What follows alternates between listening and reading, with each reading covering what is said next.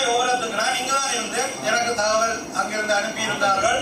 கடற்கரை ஓரத்துக்குரிய வீதிக்கு அருகிலே சட்ட முதல், அதாவது மணல் அள்ளி செல்கின்றார்கள் ராணுவத்தினர். அந்த வீதி அப்படியே கலைந்து அந்த தொழிலாளர்கள் தங்களுடைய உபகரணங்களை கடற்கரைக்கு கொண்டு செல்ல முடியாத நிலையில் வேதனையுடன் எடுத்து அறிவித்திருந்தார்கள். கிட்டத்தட்ட அந்த அருகோடு உள்ள 90 குடும்பங்களும் நாங்கள் அங்கு செல்லும் போது எங்களோடு போராட்டம், அதாவது ஒரு ஆர்ப்பாட்டம் அல்ல போராட்டத்துக்கு தயார் நிலை. இது தேவையாகும். ரோட்டுக்கரையில மண் எடுக்கிற நிலைமையில் தான் இதை நீங்கள் எண்ணி பார்க்க வேண்டும். இதெல்லாம் இந்த வீதியோடு சம்பந்தப்பட்ட, அந்த வீதியை யார் இனி போடுவது? அந்த மக்கள் தொழிலுக்கு செல்வது இல்லையா? இது நேற்று நடைபெற்ற சம்பவம். இதற்கான ஆதாரம், அது அங்கு நடைபெற்றதற்கான ஆதாரம் கூட என்னிடம் இப்போது உள்ளது என்பதையும் இங்கே சுட்டிக்காட்ட விரும்புகிறேன். வீடமைப்பு சம்பந்தப்பட்ட நிதி விடயமாக இங்கு பல உறுப்பினர்கள் அழைத்திருந்தார்கள். அந்த விடயத்தில் நானும் ஒரு கருத்து, நிச்சயமாக அதிகமான நிதி புறப்பட்டு இங்கு பலருக்கு வீடுகள் கிடைக்கவில்லை. அவர்களுக்கு கிடைக்கக்கூடிய ஒரு வழியை ஏற்படுத்த வேண்டும் என்று கேட்டுக்கொள்வதோடு, கௌரவ எதிர்கட்சி தலைவர் அவர்கள் இங்கே முல்லைத்தீவு சம்பந்தமாக ஒரு அறிவித்தலை விட்ட அந்த விடயத்துக்கு வருகின்றேன். அந்த விடயத்திலே சதாசிவம் கனகராசா என்பதுதான் சரியான பெயர் என்பதை எதிர்கட்சி தலைவருக்கு கூறியிருப்பதோடு, இவருடைய மனைவி சுனாமியில் இறந்தவர்.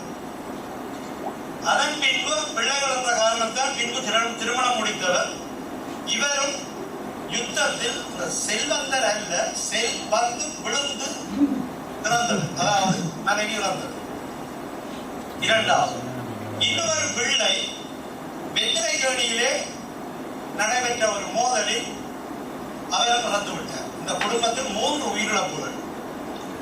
இதைவிட இவருடைய குடும்பத்தில் உள்ள ஒரு 7 வயது மகன் யுத்தத்தின் போது அந்த செல்வந்தர் சொன்னார் எதிர்கட்சி செல்வந்து விழுந்த காரணத்தால் இன்று கூட அவருடைய கையிலே குண்டு சிதறலோடு அந்த குழந்தை 7 வயது பிள்ளை இன்று கூட இருக்கின்றது.